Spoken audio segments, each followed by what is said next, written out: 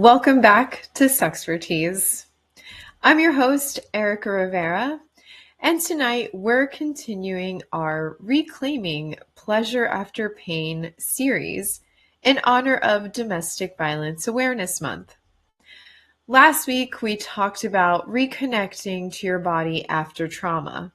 This week, we're taking the next step, learning how to trust again, how to love again, and how to feel safe with someone new. Rebuilding intimacy after trauma isn't about pretending the past didn't happen. It's about learning to carry your story differently, with compassion instead of shame, and with awareness instead of fear. It's about creating relationships where safety isn't just assumed, it's chosen and practiced every single day. In tonight's episode, we'll explore how to build emotional safety, communicate boundaries with confidence, and nurture intimacy without losing yourself. Because love after trauma is possible. It begins with trust, and that trust begins with you. Emotional safety is the invisible heartbeat of intimacy, the quiet feeling of being held, not judged, heard, and not dismissed. It's what allows us to breathe easily in someone's presence, to share without fear that our truth will be used against us. For survivors of trauma, emotional safety often feels foreign, even suspicious, because their bodies learned early on that vulnerability equals risk. In healthy relationships, though, emotional safety is what transforms simple closeness into real connection. It's what makes love sustainable, communication honest, and pleasure genuine rather than performative. Safety is not a single act. It's an emotional climate that is nurtured moment by moment. It's built when our partners respond to our emotions rather than react to them. This is when disagreements don't automatically turn into danger, and when we can voice discomfort without fearing abandonment. That sense of reliability teaches the nervous system that it can exhale. It tells your inner self that you can relax, stay curious, and stay connected, even when things feel tender or uncertain. When emotional safety exists, love expands instead of contracts. We stop tiptoeing around our truth. We stop performing to keep the peace. Instead, we show up as our full selves, imperfect, expressive, alive. And that is when intimacy becomes transformative. Trust isn't a switch that you flip. It's a rhythm that returns slowly, like the body learning to walk again after injury. After trauma, many people want to trust but don't know how to feel it. The brain may say you're safe, but the body still whispers, "Remember what happened last time." That's why trust has to be rebuilt through repetition, through dozens of small, consistent actions that rewire the nervous system over time. Trust is proven, not promised. Think about it like tending a garden. You don't plant a seed and demand fruit tomorrow. You water it, you nurture it, you protect it from storms. Each consistent gesture, following through on plans, keeping confidences, Responding with calm instead of defensiveness acts as sunlight and water. Over time, the soil of safety grows richer. Your body begins to believe maybe it's safe to trust again. The beauty of rebuilding trust this way is that it's more grounded than before. It's not naive, it's conscious. It knows that trust is earned and not given blindly. And when that level of honesty meets mutual effort, love becomes sturdier, calmer, and far more enduring. Communication. My favorite part. We're moving into this quickly. Because usually I wait until like mid-episode to chat communication, but we're going to chat about it now. Communication after trauma has to sound and feel different. I think that's why I'm touching base on it pretty early on this episode. Survivors often navigate heightened sensitivity to tone, body language, and pacing. It's such an important part of rebuilding trust. A sigh, a raised eyebrow, or a long pause can feel pretty threatening, even if no harm is intended. That's why communication after trauma requires softness, less judgment, and more reassurance. Reassuring words like, I'm not upset, or you're safe here, are powerful nervous system cues that restore calm far faster than logical explanations. Listening without fixing is also key. When a survivor shares pain, resist the urge to debate or defend. Simply mirror back what you heard. That sounds overwhelming. Or, thank you for telling me. Validation heals in ways that advice cannot. It tells the other person that their experience is real and that they're not alone in it. Consistent communication builds new muscle memory around intimacy. Each time partners talk calmly through a misunderstanding, they rewrite an old pattern. Over time, conversation becomes connection instead of confrontation. And emotional intimacy deepens naturally. Disclosure is not confession. It's connection. You never owe anyone the full story of your trauma. You owe yourself the right to share only what feels supportive to your healing. The goal of disclosure isn't to relive pain, it's to create understanding. When you share intentionally, you're saying, this is part of how I need to be loved. Choose your timing wisely. Avoid disclosing in moments of conflict, heightened emotion, or pressure. Wait for quiet connection, a walk, or after a shared meal. Moments when both nervous systems are calm. And start small. A simple statement like, sometimes I freeze when I feel cornered. That communicates important context without requiring graphic detail. Safe partners respond with empathy and curiosity, not interrogation. They honor what's been shared and never demand more. When that happens, the survivor's body learns something new. That honesty doesn't have to lead to harm. That realization alone can be life-changing. Triggers are echoes of past fear showing up in the present.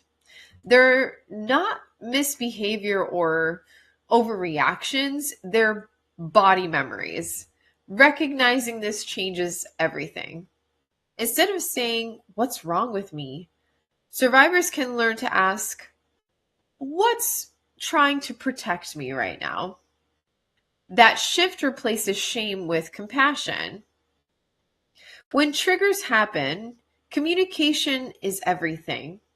Phrases like, "I need to pause," or "my body's reacting," or "can we slow down?" All these phrases help partners stay connected rather than defensive. Partners can learn to respond by lowering their tone, maintaining gentle distance, or grounding together with breath. The goal isn't to avoid all triggers. That's really hard to do. It's to navigate them as a team. Each time a trigger is handled gently, the nervous system learns safety through experience. Eventually, the same situations that once caused shutdown begin to feel tolerable.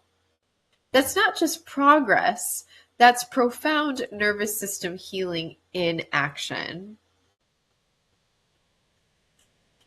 Grounding together is one of the simplest, most intimate ways to rebuild connection. It doesn't require talking, analyzing, or fixing, just presence. Start by sitting together in silence and noticing your breath. One person places their hand on their heart, the other mirrors it. You breathe together slowly until the rhythm matches. This is co-regulation, two nervous systems syncing to find calm. Grounding tells the body it's safe to stay. That's powerful because trauma teaches the opposite, which is to dissociate, flee, or shut down. By grounding together, you teach both bodies that safety exists in connection, not away from it. It creates new muscle memory for love. Over time, couples can make grounding a ritual before bed, after conflict, before intimacy. These moments become anchors of trust, reminders that safety isn't a concept. It's something you can feel and return to at any time. So let's talk about something that I mentioned earlier. Empathy versus fixing. Empathy is listening to understand. Fixing is listening to respond. Empathy sits beside pain and says, "I'm here." Fixing stands over it and says, "Here's what you should do." The difference is presence. For survivors, being fixed can feel like being managed or controlled. Being empathized with feels more like freedom. True empathy takes practice. It means staying present in discomfort even when you can't solve it. It's choosing to be curious instead of corrective. It's soft eyes, slow nods, and statements like, "That sounds heavy. Thank you for trusting me with it." When empathy replaces fixing, love feels safer. You stop trying to rescue your partner and you start walking beside them. That companionship transforms pain into partnership, and that's what emotional maturity looks like. Now, we talked about slowness in last week's episode. I want to talk a little bit about that today as well. Trauma recovery thrives in slowness. Quick gestures, fast escalation, or sudden intimacy can trigger the body into panic because it associates speed with unpredictability. Slowness, on the other hand, communicates control, respect, and mindfulness. It says, you're not being rushed, you're being chosen. In relationships, slowness means allowing silence between questions, giving permission to pause, and checking in before advancing emotional or physical intimacy. It's foreplay, if you will. It's foreplay for the nervous system. By slowing down, you teach the body that safety and pleasure can coexist. Slow intimacy isn't boring, it's profound. It's the art of being present enough to notice your partner's breathing, your partner's tension and comfort. When love moves slowly, both people arrive fully, not fearfully. Healing changes desire. All right, it'll change desire sometimes pretty dramatically. One partner may crave closeness to feel reassured. Another may need space to feel safe. Both needs are valid. The key is communicating these rhythms without taking them personally. I need space doesn't mean I don't love you. It means I'm recalibrating. Couples can create bridges by exploring middle ground-like sensual touch without pressure for sex, or shared moments of affection that focus on connection rather than climax. These softer approaches rebuild confidence for both partners. Desire differences don't ruin intimacy, silence does. When two people talk openly about what they need, they shift from managing rejection to co-creating safety. That's the true definition of sexual and emotional intelligence. And I would highly suggest, if you're watching this and you haven't seen it, I did a couple episodes a few months back on attachment styles, and that'll give you some insight as well when two partners have different attachment styles and how to communicate through that. Now, boundaries. Boundaries define where comfort begins and ends. They're not walls, they're maps. They're not walls, they're maps. And maps help both people find safety without guessing. Setting a boundary doesn't push love away, it gives it direction. Healthy partners understand that boundaries enhance intimacy. A confident no makes every yes more meaningful. It signals that consent is active and authentic, not coerced. This dynamic turns respect into desire because when you know your no is honored, you can surrender into your yes fully. Boundaries are also self-care in motion. They remind survivors, my safety matters. Every time you voice one, you reclaim autonomy. Over time, that empowerment becomes the foundation of real intimacy. Reclaiming that power isn't about dominance. It's about equality. Okay? In abusive or traumatic relationships, power was often taken or weaponized. Reclaiming it means remembering you have a voice, a choice, and the right to say, this doesn't feel right. Power balanced equally between partners creates emotional democracy. True empowerment shows up quietly. It's saying, I need time without guilt. It's renegotiating dynamics that once felt rigid, and it's recognizing that you can leave a conversation to protect your peace. These small moments of agency rebuild self-trust faster than grand gestures. When both partners own their power responsibly, love feels liberating, not confining.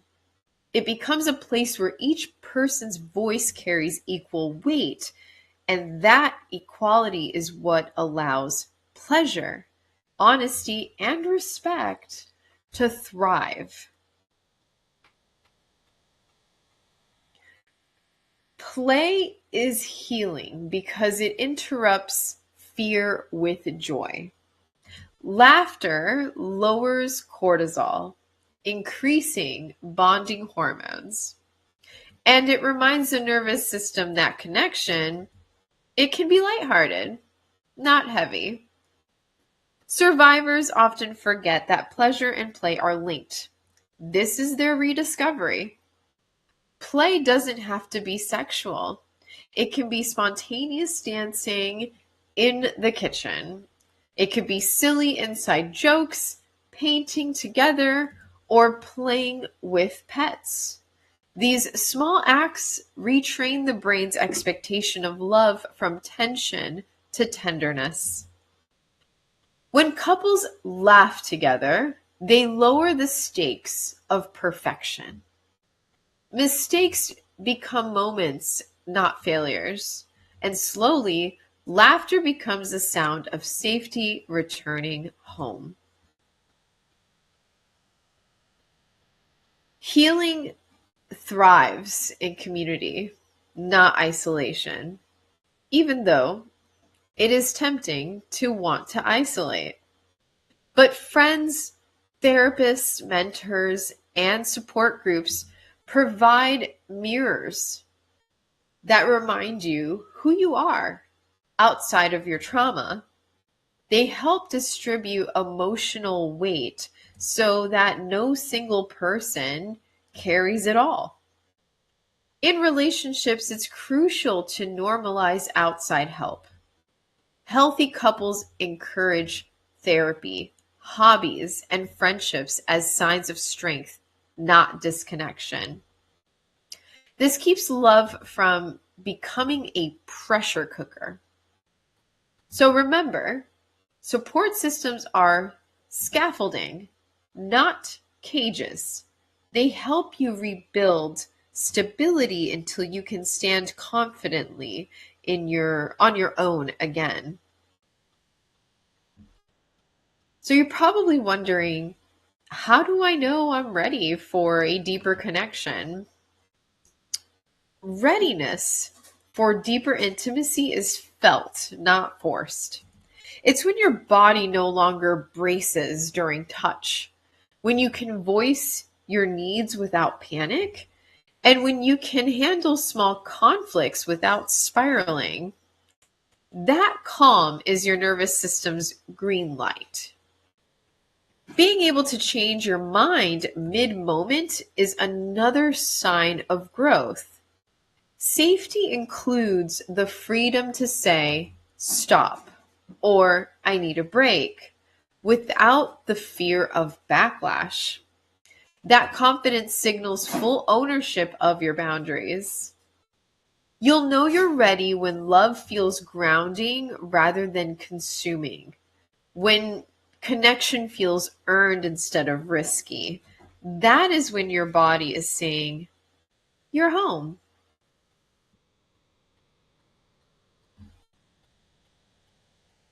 So I can't believe we're at the end of this episode already.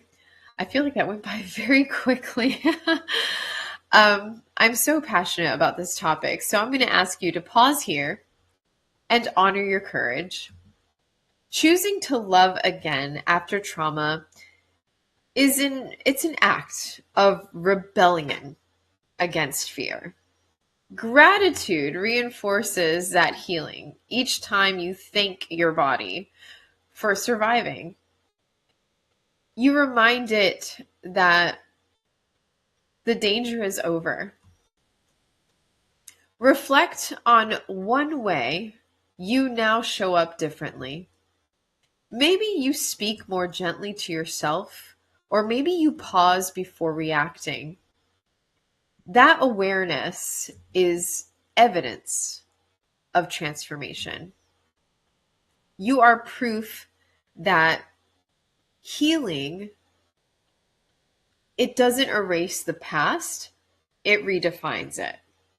Safety, trust, and love are no longer memories of loss. They're living and breathing parts of your new story. With that, I always conclude letting you know that you're welcome to email me if you enjoyed this episode, if you can relate to this episode, or if you can relate to this entire month when it comes to domestic violence awareness and what it means to reconnect post-trauma.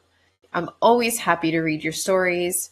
Also, down here, we have my socials at the Erica Rivera on all social media platforms. Please, please feel free to follow me.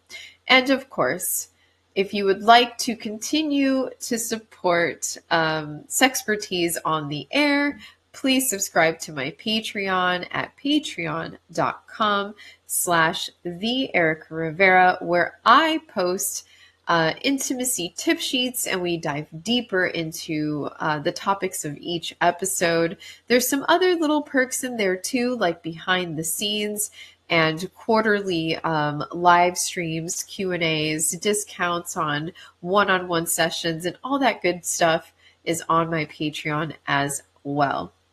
So thank you again for joining me this evening. That does conclude Domestic Violence Awareness Month, and we look forward to November. Stay curious and stay safe, and we will chat soon.